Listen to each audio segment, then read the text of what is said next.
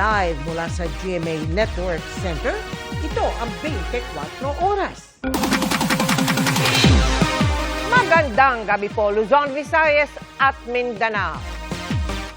Ginulat ng kilos protesta ng mga miyembro ng Iglesia ni Cristo ang bahagi ng EDSA na layong tutulan ng pagsasampa ng kasong plunder laban kay Senador Rodante Marcoleta. Ang mga rallyistang nagsimulang magtipon dakong alas 2 ng madaling araw, umabot na sa mahigit 15,000 katao ngayong alas 6 ng gabi. Base po yan sa tala ng Philippine National Police. Pero dahil nasakop ang ilang lane ng EDSA, katakot-takot na traffic ang idinulot niya. Magkaroon pa ng girian sa pulisya. Nakatutok si EJ Gomez. Security! Lahat na! Umalis na kayo lahat yan! Okay! Mop! Ang babagal nyo dyan na!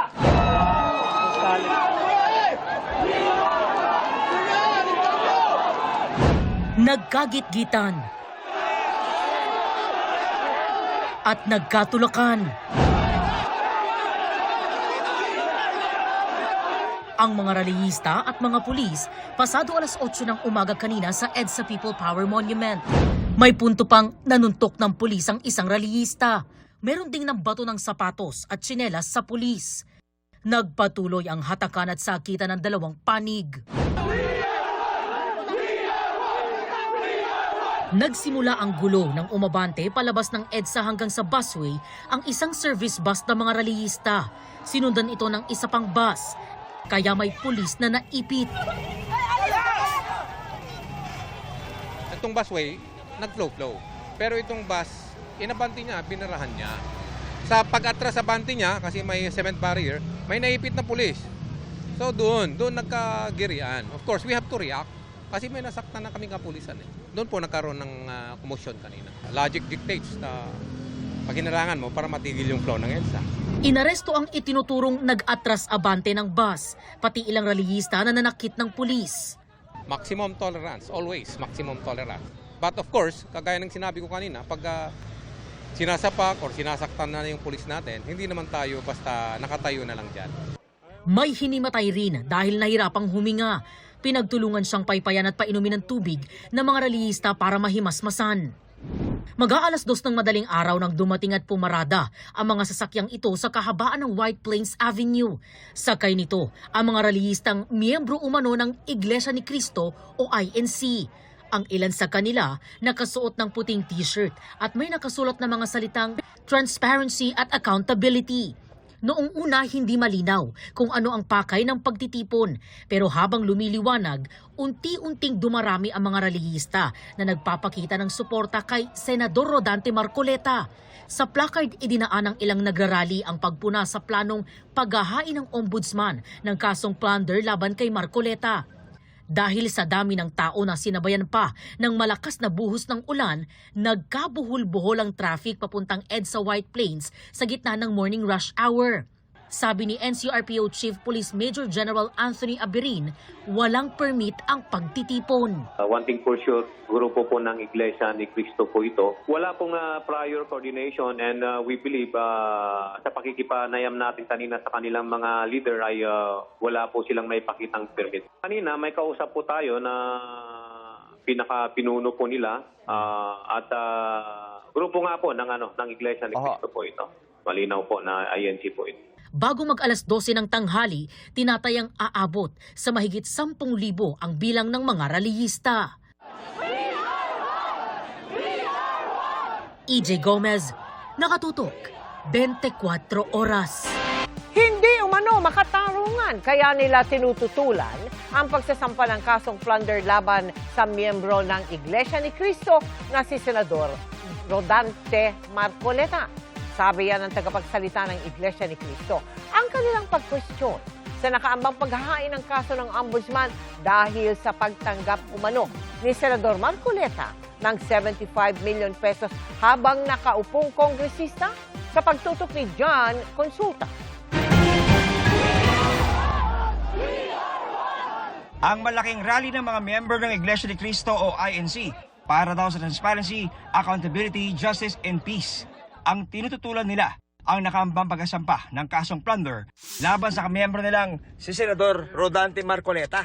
Gusto naming ipaalam sa kanila na isang injustice ang selective justice. At hindi kami mananahimik sa harap nitong napakalaking pagyurak sa katarungan na hinihingi ng ating mga kababayan. Ang isasampang plunder case, kaugnay ng pagtanggap ni Marcoleta ng 75 million pesos mula sa 3 individual noong January 2025. Panahong nakaupo siyang kongresista. Ang sabi ng ombudsman, hindi tamang tumatanggap ng ganong kalaking halaga ang isang opisyal ng gobyerno. Pero tanong ni INC spokesperson Brother Edwin Zabala, hindi naman galing sa kaban ng bayan ang tinanggap na pera ng senador. Kaya bakit kasong plunder na walang piyansa ang isasampang kaso? Paanong naging plunder ang pagtanggap ng campaign donation o campaign contribution? Hindi naman galing sa kabangyaman ng Pilipinas ang tinanggap niyang donation. Hinihinga namin ng reaksyon dito ang Office of the Ombudsman, pero dati nang sinabi ng tanggapan na sa ilalim ng batas, hindi kailangan galing sa kaban ng bayan ang perang tinanggap para ituring itong plunder. Tanong pa ng INC, bakit si Senador Marcoleta na isa sa mga nagsiwalat ng katiwalian ang nakatakdang kasuhan? Si Senator Dante Marcoleta ay nanguna sa pag-iimbestiga sa isa sa pinakamalaking pandarambong na naganap sa ating kasaysayan. Bakit siya na nagsusulong sa pag-expose ng mga sangkot sa napakalaking pagnanakaw sa Pilipinas ang kakasuhan at ipakukulong sa halip na ang mga na-expose? The meeting is now called to order. Matatandaang nang maupong chairman noon ng Senate Blue Ribbon Committee, pinangunahan ni Marcoleta ang pag-iimbestiga sa umunoy pangungumisyon ng mga opisyal sa mga flood control projects. Nais naming iparinig sa mga kinauukulan na kahit ipakulong nila si Senator Marcoleta, ay hindi kami titigil sa paghingi ng katarungan para sa mga kababayan natin na ninakawan. Binalikan din sa pahayag ng INC ang pag-absuelto ng Commission on Elections kay Marcoleta tungkol sa tinanggap na perang itinuring noong campaign contribution. Mismong ang COMELEC ay naglabas na ng desisyon na walang krimen na naganap sa pagtanggap niya ng campaign donation. Sinusuportahan ng Iglesia ni Cristo ang itinataguyod ni Senator Marcoleta dahil ito rin ang posisyon namin. Hinihingan namin ng pahayag ang COMELEC. Pero dati na nitong sinabing bagamat na kumpirmang tumanggap si Marcoleta ng pinansyal na kontribusyong nagkakahalaga ng 75 million pesos, nangyari ito bago ang simula ng campaign period kung kailan hindi pa may tuturing na kandidato si Marcoleta. Kaya ang non-declaration ay hindi mo tuturing na election offense. Pero paglilinaw ng COMELEC, maaring may iba pang batas na nakakasakop dito. Paglilinaw rin ng INC. Hindi tutol ang Iglesia ni Cristo sa pagpapatupad ng batas. Pero tutol kami sa pagbaluktot sa batas, lalo na kung ang layunin ay para pagtakpan ang katiwalian. John Consulta, nakatutok 24 oras. Aminadong nabulaga ang pulisya kaya hindi napaghandaan ang epekto sa trapiko ng rally ng Iglesia ni Cristo na posibleng tumagal hanggang bukas. Kamustay na po natin kung traffic pa ba sa EDSA sa live na pagtutok doon ni June Veneracion. June! Vicky, kahit walang permit to rally at kahit umuulan ay nagpapatuloy pa rin ang kilos protesta laban sa katiwalian ng Iglesia ni Cristo dito sa EDSA, White Plains, Quezon City. Aminado ang NCR Police Office na marami na ang nabeperwisyo pero wala raw gagawing dispersal dahil gulo lang ang maaring maging resulta nito. Madaling araw nang biglang dumagsa sa People Power Monument sa EDSA White Plains ang mga nagpakilalang miyembro ng Iglesia ni Cristo. Protestahan nila ito sa katiwalian at pagkondena sa panggigipit umano sa kapwa nila INC na si Senador Rodante Marcoleta. Bandang 3:00 ng hapon, umabot sa 13,000 ang crowd estimate sa pagtitipon na wala palang permit to rally.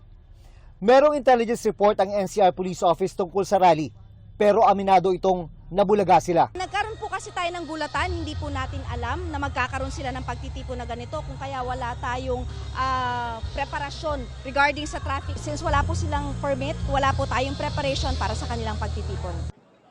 Binarahan ang EDSA ng mga sasakyan, kabilang ang ibinalandra ng mga bus na may nakalagay na pangalan ng universidad na pag-aari ng INC. Ang resulta, nagbistulang parking lot ang bahagi ng EDSA White Plains. Kinailangang alisin ang concrete barrier sa bahagi ng busway para lumuwag maski papano ang traffic. Kainis. Kainis. Per biyahe po. Wala na, logi. Walang magagawa, nandiyan na okay na lang. Pag-unawa naman ang apela ng mga nakiisa sa rally. At sa mga tao naman po na naperwisyo po dahil po sa naging traffic po, humihingi po kami ng paumanhin at sana po maunawaan niyo po na yung laban po na to na gusto po namin ipanawagan sa pamamahala, sa pamahala ng gobyerno ng Pilipinas, hindi lamang po laban po namin, kundi laban po natin itong lahat. Sa gitna ng rally, inilagay sa full alert status ang buong Philippine National Police o PNP. Sabi ni NCR Police Office Chief Major General Anthony Abirin, nag-a-apply na ng permit to rally ang INC sa Quezon City Hall. Pinaghahandaan na nila ang posibilidad na abutin pa hanggang bukas ang rally. Sabi ni Abirin, wala siyang ibinigay na special treatment sa mga rallyista kahit siya mismo ay kasapi ng INC. Although INC po tayo, we will abide by the Constitution. We are for the duly constituted authorities. Doon po tayo sa nakakarami. Sabi ni Department of Interior and Local Government o DILG, igagalang nila ang karapatan ng bawat Pilipinong magtipon at magpahayag ng kanilang saloobin. Patuloy naman nakikipag-coordinate ang Armed Forces of the Philippines o AFP sa PNP para sa monitoring ng sitwasyon. Umaapila ang AFP sa mga rally organizer na tiyaking hindi lubusang mapiperwisyo ang publiko. Vicky, kapapasok na ng balita ay naprubahan na ng Quezon City Government ang request para sa permit rally ng Iglesia ni Cristo. Ito ay para bukas mula 8 a.m. hanggang 8 p.m. Yan ay gagawin sa White Plains Avenue hanggang Temple Drive. Pero kahit wala pa o para bukas pa ang permit rally, sabi ng NCR Police Office, partikular na kanilang hepe, si Major General Anthony Abirin, ay meron ng mga ralistang dito na magpapalipas ng gabi. Vicky. Maraming salamat sa iyo, June Veneracion.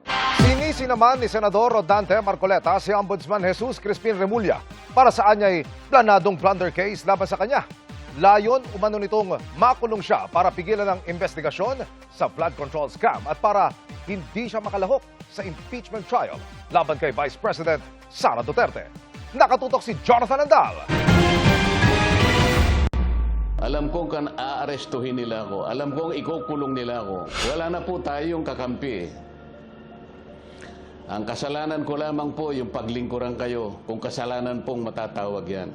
Yan ang sagot ni Senador Rodante Marcoleta sa anunsyo ng ombudsman na sasampahan siya ng reklamong plunder o pandarambong dahil sa hindi niya idineklarang 75 million pesos na natanggap na regalo o donasyon. Sabi ni Marcoleta, gusto lang siyang ipakulong para pigilan ang investigasyon niya sa flood control scandal at para hindi na siya makalahok sa impeachment trial ni Vice President Sara Duterte na magsisimula na sa Lunes. Ang isa pa pong inaasahan nila ay hindi na po ako makakasali doon sa impeachment proceedings na nakatakda pong magsimula sa susunod na linggo. Sa mga tweet, 2 ibon sa isang putok, mga kababayan. Tanong ni Marcoleta, bakit siya ang inuuna at hindi ang mga taong nasa likod niya ng nakawan? Yung taong nasa likod ng lahat ng kasalanan ito ng pagnanakaw, hanggang ngayon ay wala pa po silang ginagawang pag-uusig. Meron na pong isang demanda kay Martin Romualdez na nakabinbin pa April 2026. Yung isa na inakusahan na dating kalihim ng DPWH ay kanilang kinasangkapan upang siya din ay maging state witness. Ang sinisisi rito ni Marcoleta, si Ombudsman Jesus Crispin Remulla. Alam ko po ang promotor nito ay ang ating ombudsman sapagkat nung kami po ay nagtatalo-talo sa bulwagan ng Senado, isa sa amin ang nagsabi na sometimes we have to bend the law. At sumagot po yung ombudsman nang tinanong siya kung tama ang kanyang sinabi. Alam na po ninyo kung ano yung sinagot niya. Yes, sir. Ang tinutukoy ni Marcoleta ay itong September 23 Blue Ribbon hearing tungkol sa flood control scandal. DOJ Secretary pa noon si Rimulya. Sometimes you have to bend the law to be able to please the people. Mas mataas po ang taong bayan sa batas. Am I right, Secretary Remulla? Yes, sir. Sa budget hearing ng Ombudsman noon, nagbigay ng paglilinaw ukol dyan si Rimulya sa pamamagitan ng budget sponsor na si Senador Sherwin Gatchalian. He is expressing to this august body that he will abide by the rule of law and he will not bend the law. Bintang ngayon ni Marcoleta, planado ang plunder case laban sa kanya. Kasi 2 linggo bago nagpahayag ang ating ombudsman, sinabi na rin ni Ping Lacson na tila siyam pa na senador ang makukulong. Parang alam na niya ang mangyayari. Puwerta agad ni Lacson nang gagaslight o nanlilin lang na naman si Marcoleta. Hypothetical o halimbawa lang daw ang sinabi niya noon tungkol sa 9 na senador na posibleng maaresto. Kinocompute niya kasi noon kung ilan ang matitirang aktibong senador at ilan ang kailangang 2/3 na boto para makapag-convict sa impeachment trial. Samantala, no comment daw muna si Senate President Sherwin Gatchalian sa nakaambang pagsasampa ng kaso laban kay Marcoleta. Pero paano kung manghingi si Marcoleta ng protective custody sa Senado? Wala pa naman yung case, kaya mahirap mag-comment. So it's very hard to calculate for now. Jonathan Andal, Nakatutok, 24 Oras. Ilang kilalang personalidad ang dumating din sa rally ng Iglesia ni Cristo sa EDSA. Ang latest doon, sa live na pagtutok ni Marisol Abduraman. Marisol?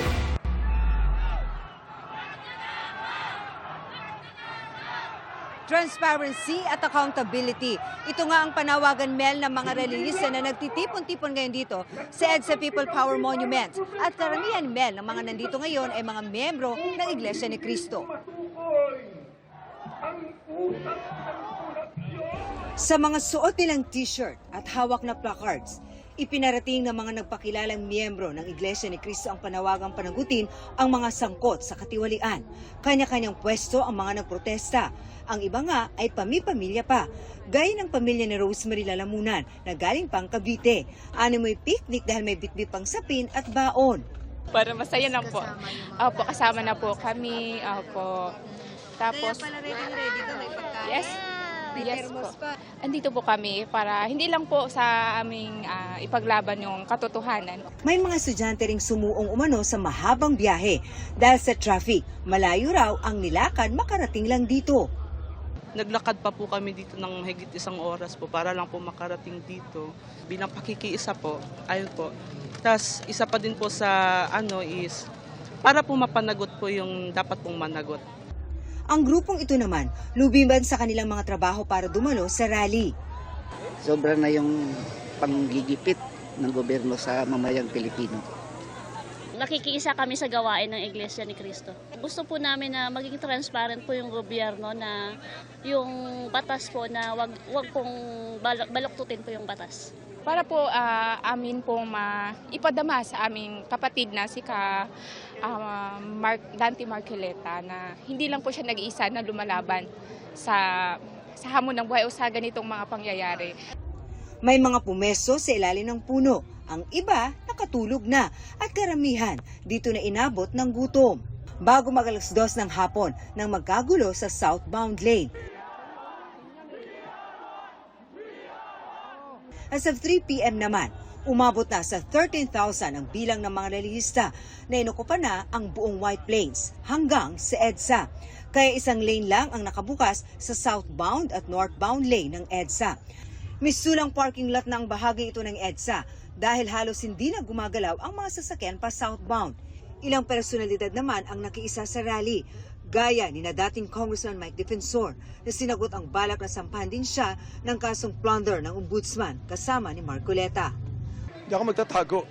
Noon pa hindi ako nagtatago at sinasabi ko sa nila, hindi sila mananalo. Pwede lang ako makulong, hindi ako magtatago, lalaban ako at kung kaya ko pa magsalita, magsasalita ako laban dito.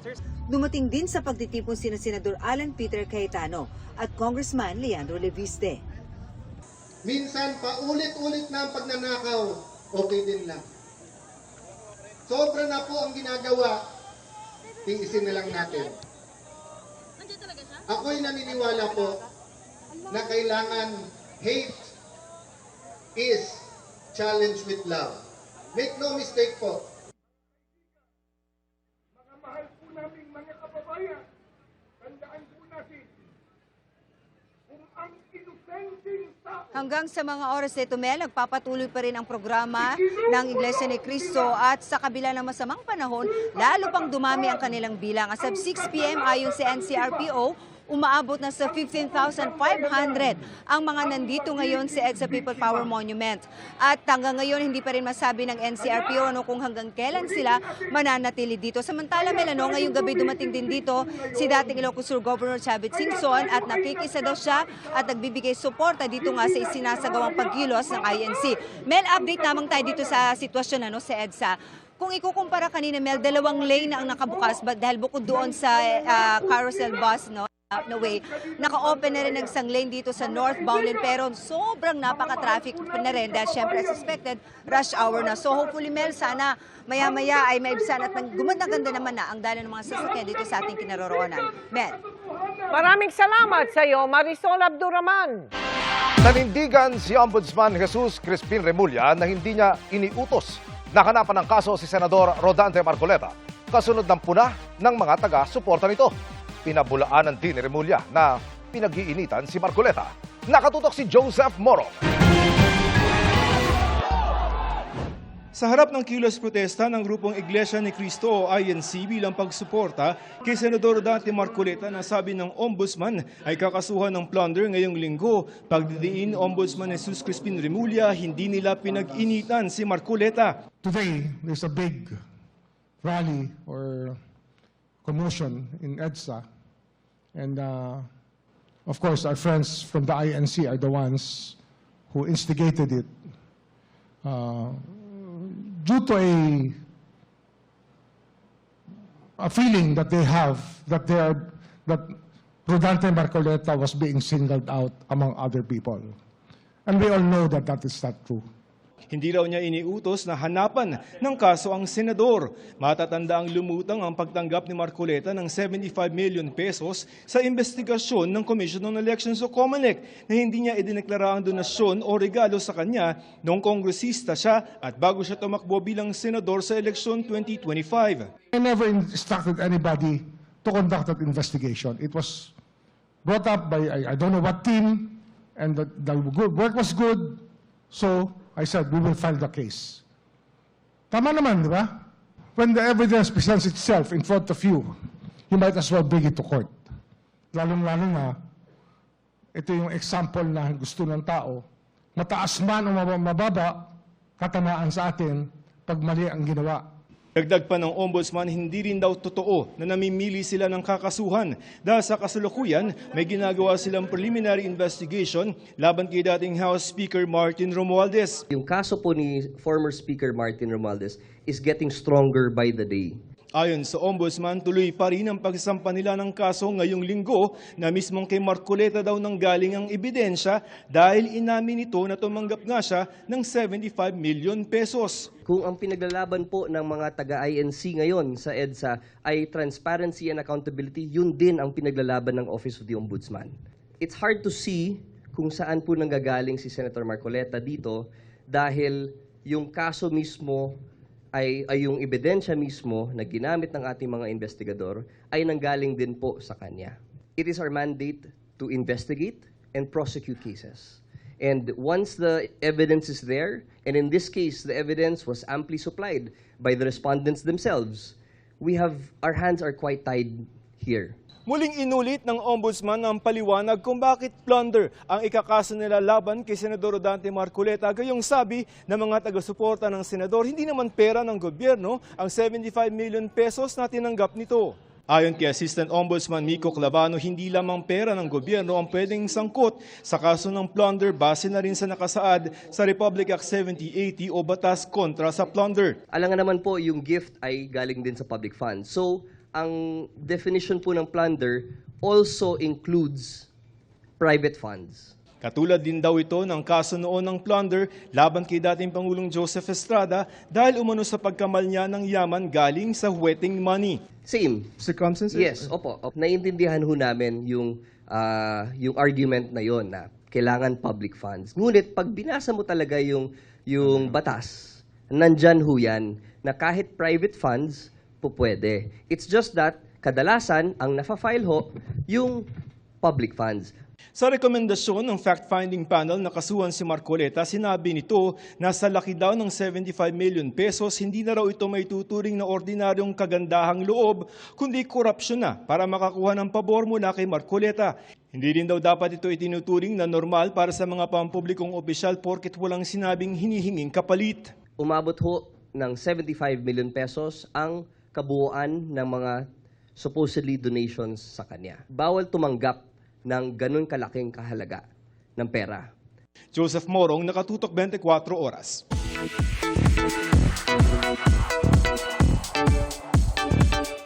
Good evening mga kapuso! Instant hit ang fictional P-pop girl group na Yumi sa GMA Afternoon Prime series na Born to Shine. Game kaya ang members kung gawing real life ang grupo? Makichika kay Aubrey Carampel. Unstoppable na ang pagsikat at ang influence ng fictional P-pop girl group na Yumi sa GMA Afternoon Prime series na Born to Shine. Bukod sa development ng kanilang performance skills, mas nakikilala raw ni Zephanie, Olive May, Mitzi Josh, Gea Misha at Naya Ambi ang isa't isa sa dami ng pinagsamahan nilang trainings at tapings. Super po na-enjoy po talaga namin kasi ako, I really love to perform po and yung ibang girls din, yun talaga yung passion nila. Dahil sa natatanggap na overflowing support, magsasama-sama ang U-mates soon. At may isa pang handog ang Yumi sa fans. Parang grand fan meet talaga, wow!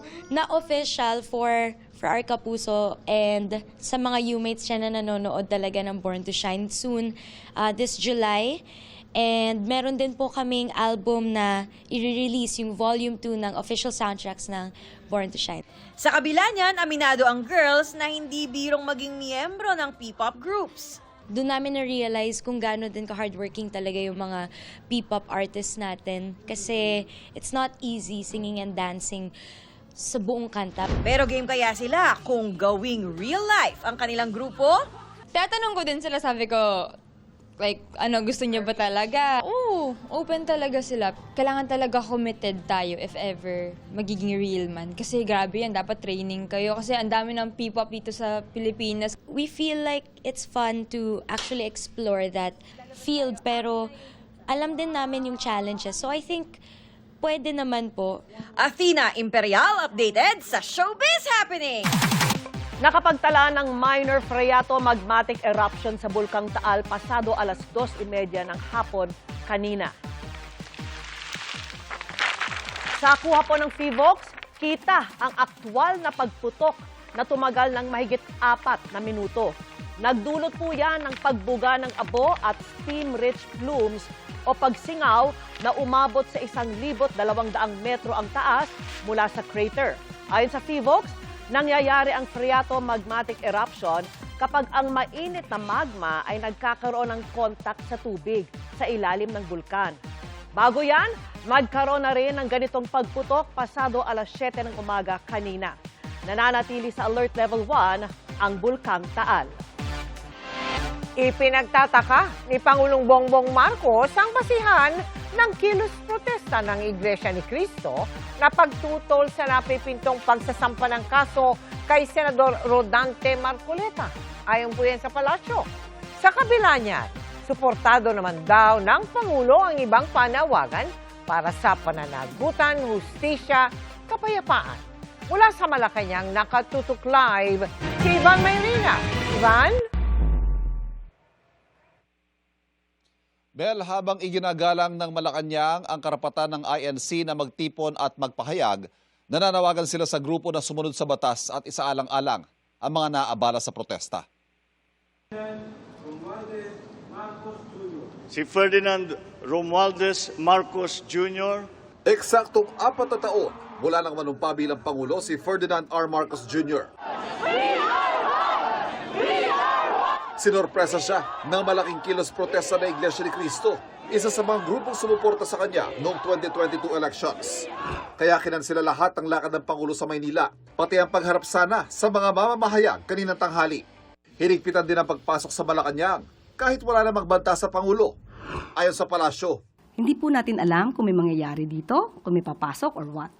So ito po ang pinaka-opisina ng ating Pangulo. So dapat din po natin itong proteksyonan. Kahit ano pang klaseng rally yan, maliit, malaki, dapat nating proteksyonan at ito po ay parte na po ng seguridad. buong maghapon lang sa Malacanang ang Pangulo para i-monitor ang sitwasyon sa EDSA. Ipinagtataka umano ng Pangulo ang sinasabing basihan ng kilos protesta, ang pagtutol sa napipintong pagsasampa ng kaso kay Senador Rodante Marcoleta. But still, ang Pangulo po ay nakikinig, iginagalang sila. Ang tangi lamang niyang hiling ay igalang natin lahat yung mga naaapektuhan na dapat ay hindi naaapektuhan. Ayon sa palasyo, nirerespeto ng administrasyon ang karapatan ng Iglesia ni Cristo na magtipon at magpahayag. Suportado rin ng Pangulo ang panawagan nila para sa pananagutan, hustisya at kapayapaan. Pero ang kaso laban kay Senador Marcoleta, galing umano sa mismong pag-amin niya at hindi dahil ginigipit siya bilang miyembro ng oposisyon. Kung matatandaan, sinabi ni Marcoleta sa isang panayam na hindi niya idineklara sa campaign donation ang 75 million pesos na natanggap niya umano sa 3 pribadong individual nung siya ay congressman pa lang. Ang Pangulo po ay naniniwala sa paninindigan ng INC. Ipatupad ang batas, transparency, accountability, managot ang dapat managot. At yan po yung ginagawa ng administrasyon. Kung dapat managot ang isang Senator Marcoleta na nagkataon na miyembro ng INC, hindi po ba dapat na i-push din natin yon? Utos ng Pangulo sa pulisya, maximum tolerance at paggalang sa karapatan ng mga nagpoprotesta. Pero kasabay nito ay ang utos sa ipatupad ang batas at pangalagaan ang karapatan ng ibang naapektuhan. Wala nga lang diretsong sagot ang palasyo kung hanggang kailan hahayaan ang protesta na ayon sa pulisya ay walang koordinasyon at pahintulot sa kanila at patuloy na makakaapekto sa iba pang dumaraan sa EDSA.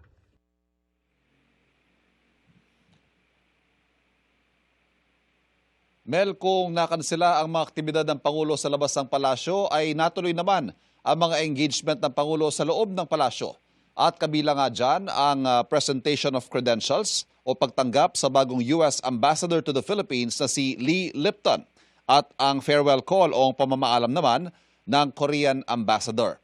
At isa pang anunsyo, Mel, sinabi ni Presidential Communications Office Acting Secretary Dave Gomez na tuloy ang official visit ng Pangulo patungong Vancouver, Canada ngayong linggo. Mel. Maraming salamat sa iyo, Ivan Mayrina. Ipinaliwanag ng Ombudsman kung bakit state witness na ngayon si dating DPWH Secretary Manuel Bunoan. Gagamitin umano ang mga testimonya niya para sa binubuong kaso laban kay dating House Speaker Martin Romualdez. Nakatutok si Joseph Moro. Exclusive! Isa sa mga dahilan ng Office of the Ombudsman kung bakit nila gagawing state witness si dating Department of Public Works and Highways o DPWH Secretary Manuel Bunoan ay gagamitin daw nila ang kanyang testimonya sa binubuo nilang kaso laban kay dating House Speaker Martin Romualdez kaugnay ng 2025 budget. Marami raw alam si Bunoan at handa itong makipagtulungan sa Ombudsman. Meron talaga siyang maibubuga dahil he was in the room. Siya mismo ang nandun, siya mismo ang kumakausap sa mga congressman, siya mismo ang kumakausap sa mga cabinet secretary. Yung grand case of conspiracy and plunder, no? Na ang pinaka punot dulo nun ay si former Speaker Martin Romualdez. Ayon pa sa Office of the Ombudsman, posibleng may kinalaman rin daw si Romualdez sa hatian ng kickback. Yung budget ni former Secretary Manny Bunoan, yun po ang kinalikot na budget ng House leadership at that time. The former House Speaker may have had a big role to play when we talk about percentages. Sinusubukan pa namin kunan ng pahayag si Romualdez kung aabot kay President Bongbong Marcos ang investigasyon. Sagot ng Office of the Ombudsman, wala ho tayo talagang kinikilingan dito. And the Ombudsman has always said we will follow the evidence. So if the evidence is there, who are we to stop that from coming out? Sa mga mosyon ng Ombudsman para amyendahan ang impormasyon sa korte na pirmado kahapon lamang na eksklusibong nakuha ng GMA News, hiniling nila sa 2 dibisyon na gawing state witness si Bunoan sa halip na akusado. Aatasan din daw ng Ombudsman ng Department of Justice na siguraduhin ang kaligtasan ni Bonoan dahil sa kanyang mga isisiwalat, taas ng posisyon ng mga individual na madadawit at banta sa kanyang seguridad dahil sa kanyang kooperasyon. Ayon sa Ombudsman, nagsabi si Bonoan na handa siyang makipagtulungan. Bilang dating kalihim ng DPWH, meron daw siyang direktang kaalaman tungkol sa ginagawang investigasyon sa flood control at iba pang infrastructure projects at handa siyang pangalanan ang mga matataas na opisyal ng gobyerno, pribadong individual at sistema ng anomalya. Hawak na raw ng Ombudsman ang mga ebidensya tungkol sa project implementation at koleksyon ng kickback. Ang mahirap daw maipakita ay ang pagdedesisyon na nangyayari sa pinakamatataas na level ng gobyerno kaya nangyari ang korupsyon.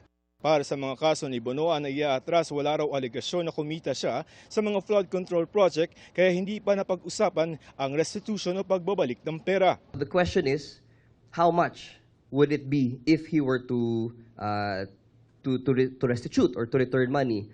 That is something that we are negotiating right now. That is something that we have to see. Sa dalawang dibisyon ng Sandigan Bayan, may kaso si Bonoan. May kaso siyang plunder sa 5th Division kung saan kapwa-akusado niya si Senador Jinggoy Estrada. At graft kasama sina Estrada at 3 iba pa na mga engineer ng DPWH. Sa 2nd Division naman, magkasamang may kaso ng graft sina Estrada at Bonoan. Kaugnay ito ng umunoy kuntsabahan ni Estrada at Bonoan para makakuha ng mga proyekto kung saan kumita umuno ng 573 million pesos na kickback si Estrada. Nakasalalay pa rin sa desisyon ng Sandigan Bayan kung papayagan ito ang mosyon ng prosecution o ng ombudsman na gawing state witness si dating DPWH Secretary Manuel Bonoan. We will ask for the discharging or we will ask for him to be excluded, but ultimately it will be up to the court to do that. If it doesn't approve? Then there's nothing much we can do. Joseph Morong, Nakatutok, 24 Oras. Mga kapuso, 4 ang arestado ng magkatensyon sa pagitan ng pulisya at mga nagprotesta kanina sa EDSA. Ang naging mitya, panoorin sa aking pagtutok.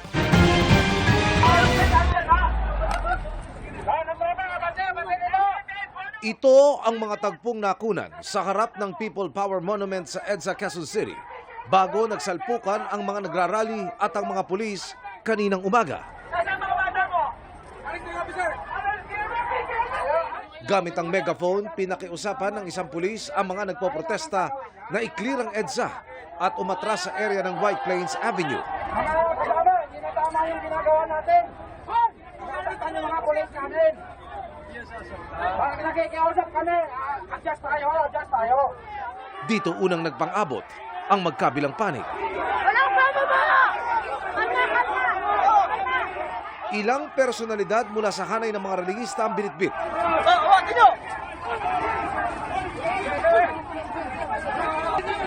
Hoy! Bawal yan! Hoy! Kaso yan! Alas, atras! Dito lalong nagkapisikalan.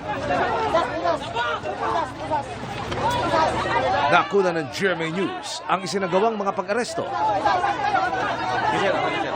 Meron po tayong 4 na arrested. Yung isa po yung driver ng bus na nakasagi dun sa ating police. Yung isa po yung nanapak ng police at yung dalawa naman po yung nag-cause ng tulakan. Kumbaga nagkaroon ng disobedience. Sila po ay nasa custody po ng Station 8 ng Quezon City Police District. 2 sa mga dinakip ang inabutan namin sa istasyon ng pulisya.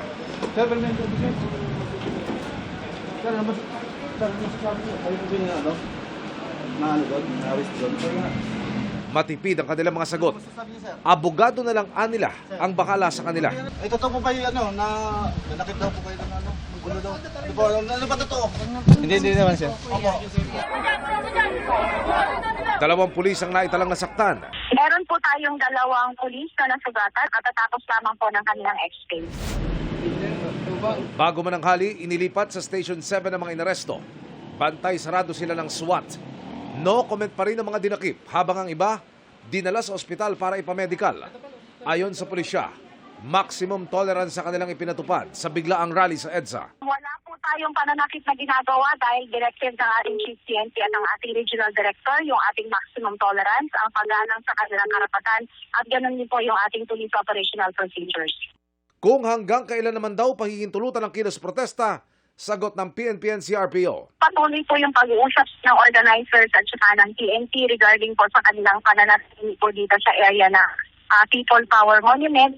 Emil Sumangil, nakatutok, 24 oras.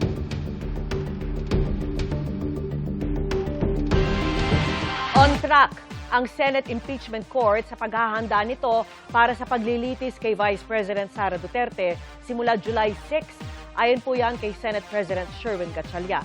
At nakatutok si Tina Panganiban Perez.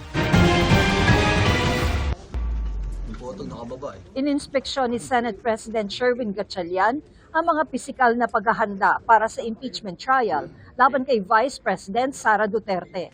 Pareho ang ayos nito sa impeachment court nang litisin si dating Chief Justice Renato Corona noong 2012.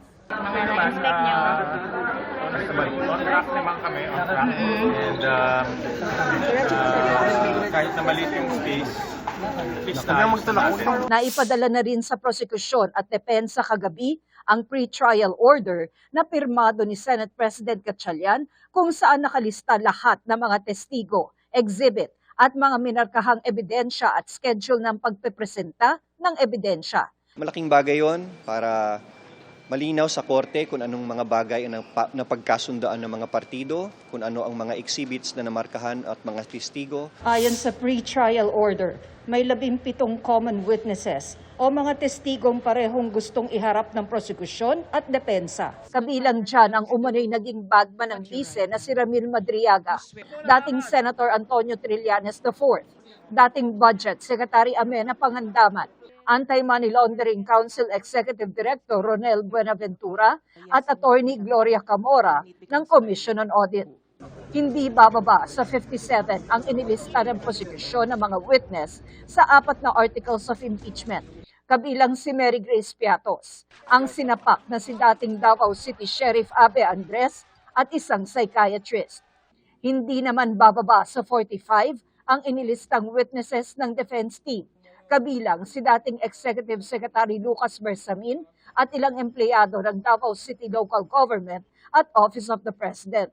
Sa open court, ihaharap ang mga testigo. Ang expectation po ng Senate Impeachment Court, dapat yung pong kada witness ay maisalang po ng isang araw lamang. Ibig sabihin, yung pong direct tsaka cross ay dapat matapos po within the entirety of a day.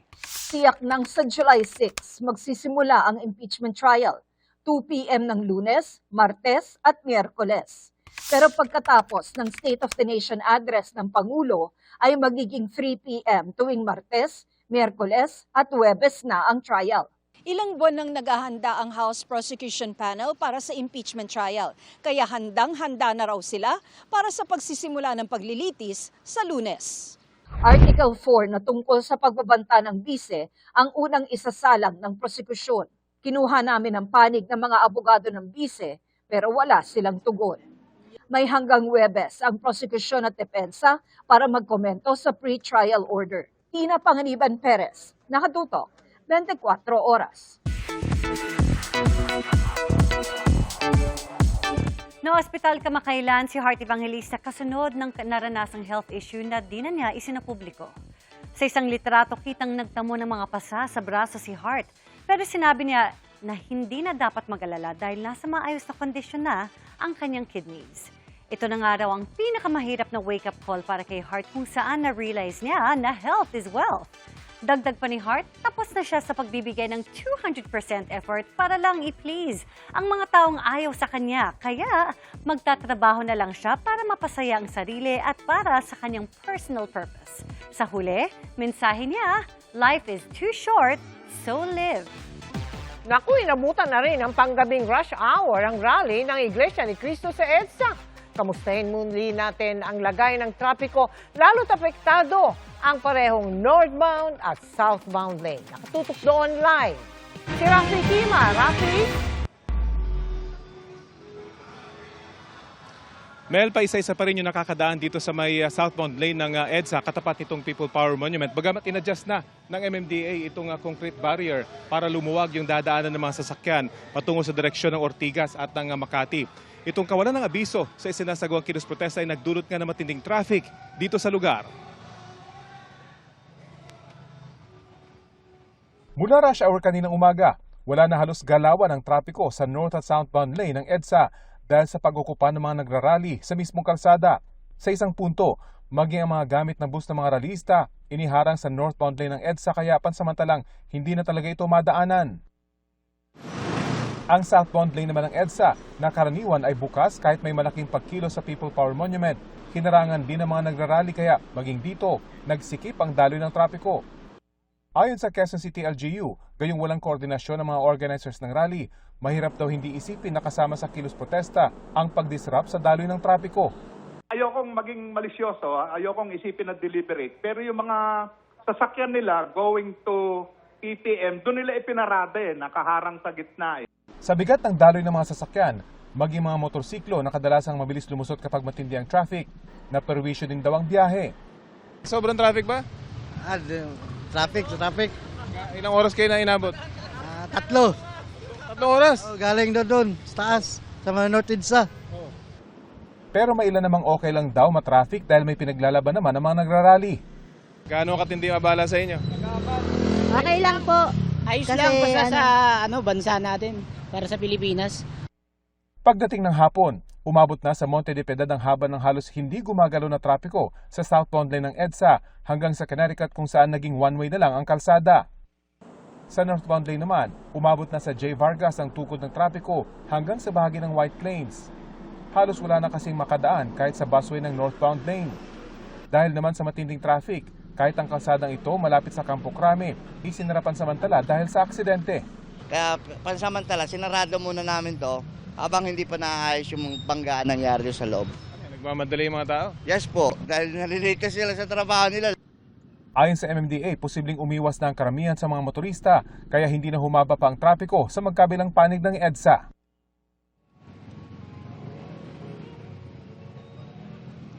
Mel, bagamat aprobado nga ng Quezon City LGU yung rally ng INC dito bukas, ay nagabiso pa rin ang mga otoridad na iwasan ang lugar na ito dahil posibleng ganito pa rin yung magiging traffic dito bukas. At gayong meron ng koordinasyon ang Quezon City LGU at ang mga rally organizers ay posibleng bukas ay maging maluwag na ang daloy ng mga sasakyan dito dahil posibleng tanggalin na yung mga sasakyan na nakaharang dito at madaanan na ng mga sasakyan kahit ay sinasagawa pa rin yung kilos protesta.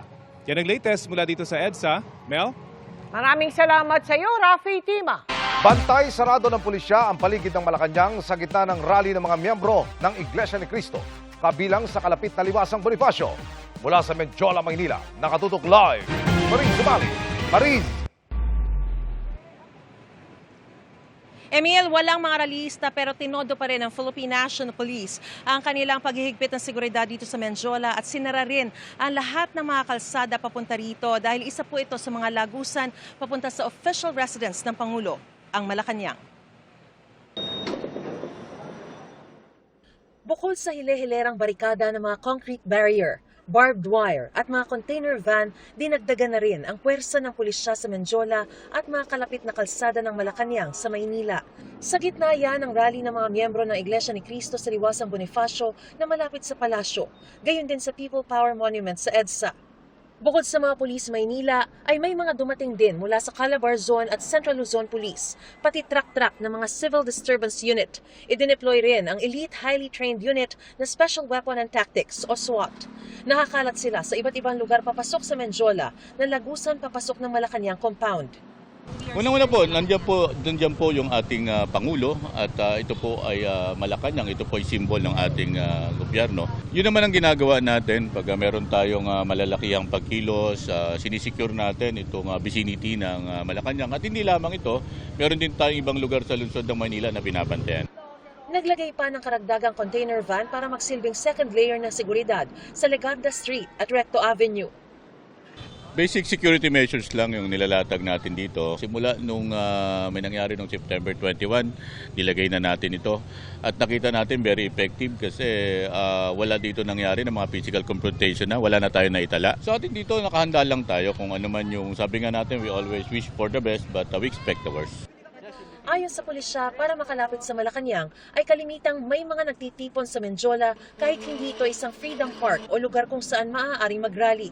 Kaya maaga pa lang kanina, isinara na rin ang lahat ng kalsada papunta Medjola tulad ng Casal Street, Legarda Street at Recto Avenue. Nakansela rin ng klase ang V-MAPA High School. Nag-cancel kami gawa ng kakawaway mga bata dahil traffic po. Kanina pong pumasok ay nahirapan na silang pumasok. Humingi tayo ng pangunawa sa ating mga kababayan. Ginagawa lang ng inyong kapulisan na gawin natin yung part natin, nabantayan natin itong lugar at yung iba pang lugar sa Maynila. Sa di kalayuan sa Liwasang Bonifacio, nagtipon ng ilang miyembro ng Iglesia ni Cristo kaninang umaga. Umalis sila dakong alas 10 ng umaga.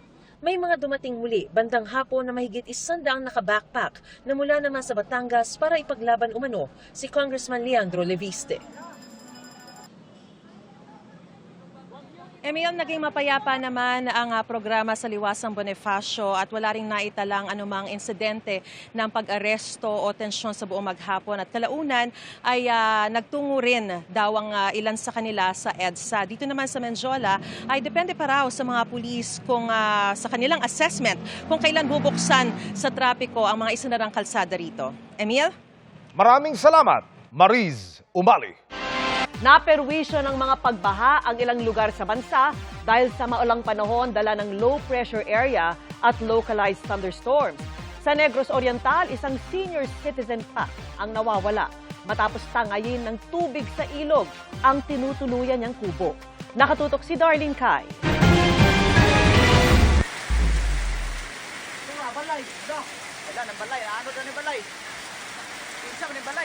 Sa gitna ng malakas na buhos ng ulan at tragasan ng tubig sa ilog, tinangay ang kubo na ito sa Chateau Negros Oriental.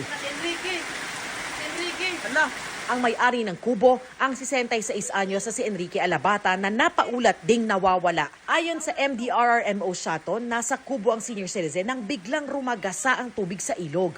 Patuloy ang ginagawang search and rescue operation. Dahil sa masamang panahon kahapon, abot sa 10 bahay ang lubog sa baha. Nasuglan rag tubig pa sir, pero dili bitingon nga na yung mga damage, nasuglan tubig, pero sa mga hayop, wala po may kabalo kung doon na pa yung mga anod sir. So, pero istimot ang mga balay na dami na sir, nadawin sa mga sugda puno sir, ang naipektuhan sa flood.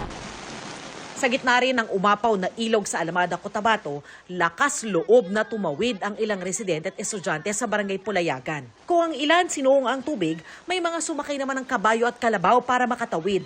Ang ilan nga, halos tangayin ng agos ng tubig. Ayon sa mga residente, walang tulay kaya no choice kung hindi tumawid sa ilog. Nakipag-ugnayan na umano sila sa barangay at naiparating sa LGU ang kanilang sitwasyon. Sa Talaingod, Davao del Norte naman, pinasok ng abot-tuhod na baha ang maraming bahay. Sa lakas ng ulan, mabilis umanong umapaw ang katabing sapa. Dali-dali nilang isinasalba ang mga gamit sa bahay. Doble dagok naman ang nararanasan ng mga evacuee na apektado ng lindol sa Jose Abad Santos, Davao Occidental. Ang kanila kasing pansamantalang sinisilungan na tent, pinasok din ng tubig sa lakas ng ulan. May mga kalsada ring binaha. Sa General Santos City nga, nalubog ang mga minibus na ito na nakagarahe sa barangay Katangawan. Ang malakas na ulang naranasan sa iba't ibang panig ng bansa kahapon ay dulot ng low pressure area at localized thunderstorms. Ang LPA nagpapaulan na rin sa Laguna, Batangas at Bataan. Darlene Kai, nakatutok, 24 oras.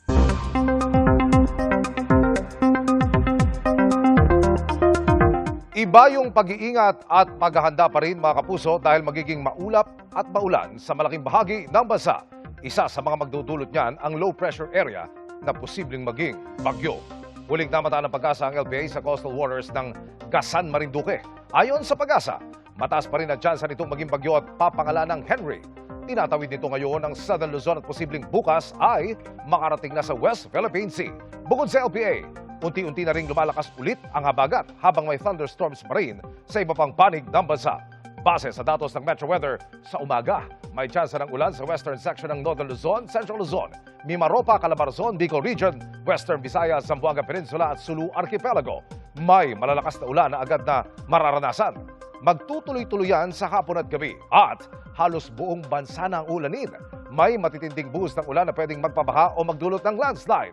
Sa Metro Manila, may kalat-kalat na ulan bago magtanghali pero pagsapit ng hapon, maging alerto dahil malawakan na ang pag-ulan. Samantala, Bukod sa kasalukuyang LPA na binabantayan, may isa pang posibleng mamuong bagyo sa labas ng PAR. Ayon sa Pag-asa, posibleng lumapit at pumasok din yan sa PAR sa susunod na linggo. Pwede pang magkaroon ng pagbabago kaya tutok lamang sa updates.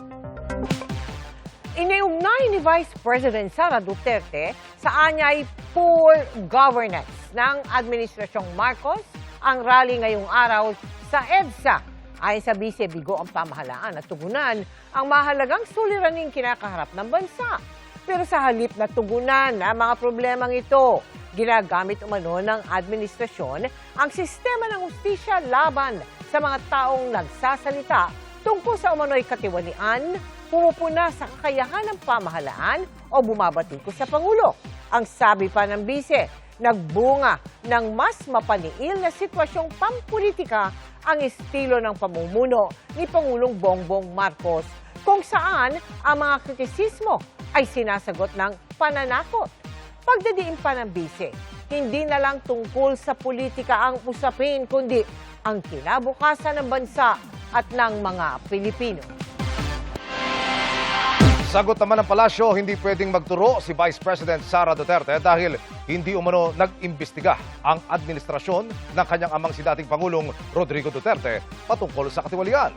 Sabi ni Palace Press Officer Claire Castro, wala pang isang taon ng maungkat ang issue sa flood control pero marami nang nakasuhan at naipakulong ang administrasyong Marcos nang walang sinisino. Sasabihin ba nating good governance? Definitely, absolutely. With regard to the administration of President Ferdinand R. Marcos Jr., we have this good governance. Ang itanong po natin ay kung ano ang nangyari sa nakaraan. Ba't di natin hanapin yung sinasabi ni dating Pangulong Duterte na ghost projects as early as 2020? Tataas ng 85 pesos ang arawang sahod ng mga minimum wage earners sa Metro Manila. Pinakamataas na wage hike na yan para sa mga nasa pribadong sektor pero hahatiin sa dalawang bagsak. Kung kailan mabubuo ang wage hike, alamin sa pagtutok ni Mark Salazar. Sa Malabon Central Market, sa harap ng mga tinipong manggagawa, inanunsyo ni Labor Secretary Francis Tolentino ang magandang balita ng dagdag sahod. Itataas ang minimum wage sa Metro Manila ng 85 pesos kada araw. Makikinabang po ay 1.1 million daily wage earners. Tinataas po natin sa isang kasaysayang 85 pesos increase. Pinakamataas po yung 85 pesos bawat araw para sa manggagawa sa pribadong sektor. Ang aumento sa sahod ibibigay ng dalawang bagsak. Ang pagtaas po ay ibibigay sa dalawang hulog. 60 pesos effective July 19, 2026 at 25 pesos sa Enero 2027. Kapag ganap nang naipatupad ang lahat ng hulog, ang daily minimum wage sa Metro Manila ay aakyat mula 695 pesos tungo sa 780 pesos per day para sa non-agricultural sector. Para naman sa agricultural sector, service and retail establishments na may empleyadong 15 o mas mababa at manufacturing establishments sa Metro Manila na may empleyadong mas mababa sa 10 trabahador, ito ay tataas mula 658 tungo sa 743 pesos. Makasaysayan ng 85 peso wage hike dahil ito ang pinakamataas na aumentong ibinigay ng isang regional wage board simula ng isabatas ang Wage Rationalization Act of 1989. Ang anunsyo ni Tolentino kasabay ng pagdinig kanina sa Kamara para sa isang legislated wage increase. Dito, hiwalay na 200 pesos na aumento ang pinakamababang halagang pinag-uusapan. At tila hindi masaya ang mga labor groups sa anunsyo ni Secretary Tolentino. Historic daw yung 85 pesos. Yun pala, hindi lang siya barya-barya dahil daan-daan nang nawalang purchasing power sa ating mga manggagawa, kundi utay-utay pang ibibigay. baka 60-25. Yun po ay barya-barya. So itong 85 pesos ng Regional Wage Board na hulugan, maliwanag na gagamitin ito ng employers group para sabihin na dapat wala ng legislated wage increase. Tinanong namin mismo ang mga manggagawa. Siguro sana sinagad na lang sila 100 na lang dagdag, sir. Sa minimum plus 100, sir, di medyo mataas-taas na rin po yun. Hindi naman po yayaman, pero makakasupport. Kakaya sa pamilya. Para sa akin po, kulang pa rin po yun eh. Kasi tumaas po yung kuryente. Tapos tubig namin ngayon, tumaas din po. Kaya minsan nabibigla kami, ba't kakasya pa ba yung sahod namin na 695? Dapat nga po, kahit gawin ng 300 yan eh. Kasi parang pantawid gutom pa rin po yun. Ang laking bagay na po yun, sir. Hindi naman po namin pipilitin yung government tatasan ng sahod. Siyempre, marami pa po pagdaanan yan eh. Kung ilan po yung ibibigay, alhamdulillah po. Okay na po yun, sapat na po yun. Ipinag-utos na rin daw ng Pangulo sa lahat ng wage board sa labas ng NCR na simulan ng pag-aaral at sumunod na rin sa wage hike. Kinukuha namin ang panig ng mga negosyante at employers sa aumento sa sahod. Mark Salazar, nakatutok, 24 oras. Naihatid na sa kanyang huling hantungan si Chris Lawrence Fabian na isa sa mga nasawi sa pamamaril sa paaralan sa Tacloban. Hanggang sa huli, hustisya para kay Chris Lawrence ang panawagan ng pamilya na nakasulat pa sa kanilang suot na t-shirt. Sa simbahan naman, sinaluduhan ng labi ni Chris Lawrence ng mga kapwa Boy Scouts. Emosyonal ang mga dumalo sa final viewing ng mga labi sa simbahan, lalo sa sementeryo, kung saan nagsagawa muli ng tribute ang Boy Scout of the Philippines. Noon na bumuhos ang luha ng pamilya habang namamaalam kay Chris Lawrence. Personal na ipinaabot sa pamilya ng nasawing Ateneo player na si Rene Baterbonia ang resulta ng investigasyon ng pulisya sa isang pulong sa Camp Crame sa Quezon City. Ayon sa Criminal Investigation and Detection Group o CIDG, bahagi ito ng karapatan ng pamilya ni Baterbonia na malaman ang resulta ng investigasyon. Tiniyak din itong tuloy pa rin ng CIDG sa pagpa-follow up sa kaso. Samantala, itinuturing din ng CIDG na biktima ang iba pang player na lumahok sa training sa Aurora. Apela ng CIDG sa publiko, huwag i-bash ang mga ito.